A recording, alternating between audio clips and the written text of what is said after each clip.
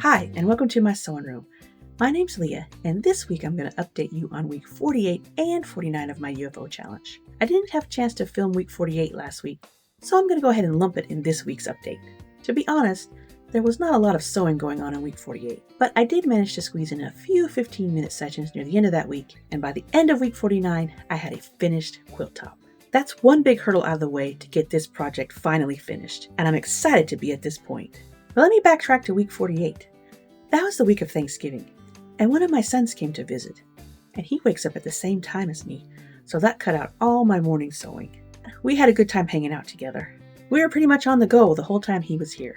We hit the beach, we visited with family, we made a fire, we had good Thanksgiving Day dinner, and on Friday, we spent the first part of the day decorating the house for Christmas, and the evening was filled with a night walking around Brookgreen Gardens for their festival of lights called Night of 1,000 Candles. When my son left on Saturday, I was worn out. I spent most of the day doing pretty much nothing. I did put out a few more Christmas decorations and I did catch up on a few more shows, but for the most part, I just vegged out the rest of the day.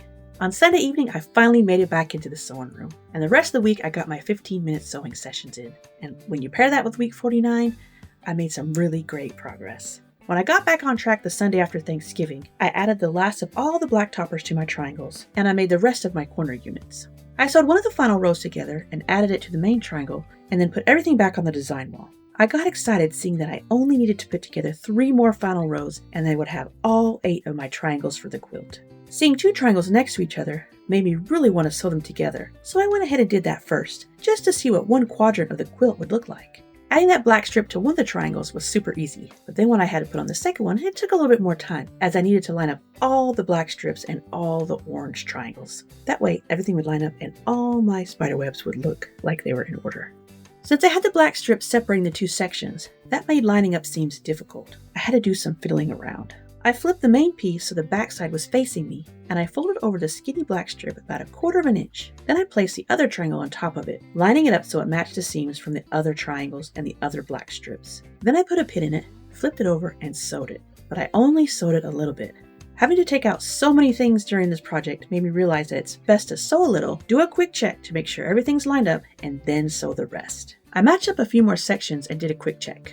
This one section in the middle had a lot of black fabric, so I figured I needed to undo that one and readjust. I moved on to the outer orange, and I was glad I only sewed a little because I did have to take this one out and redo it. Once I got everything lined up and everything matched, I sewed the rest of the seam all the way down, and I gave the whole thing a good press. I put that quadrant on the design wall to admire it, and then I sewed the last few pieces together to make the last 3 triangles. I made 3 more quadrants to give me a total of 4. I sewed those quadrants together in pairs, and then I sewed the pairs together to get my inner top.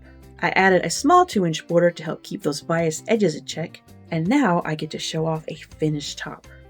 With the top done, I felt a huge sigh of relief.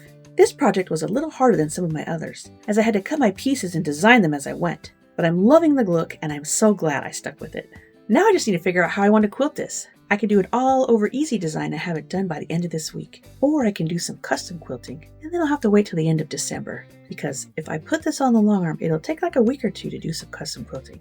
But I need that time to finish up some other quilts before Christmas comes, so I'll need to move the quilt date down a couple weeks, closer to the end of the year. If I decide to do custom quilting, I'll pull out another UFO that I can sew on my regular machine until the long arm becomes opened. That way I can still stay in the groove of my 15 minutes a day on my UFOs. It's a tough decision. Do I do some quick quilting, or do I wait and do some custom quilting? Let me know your thoughts in the comments below. And thanks so much for following along. And until next time, happy sewing.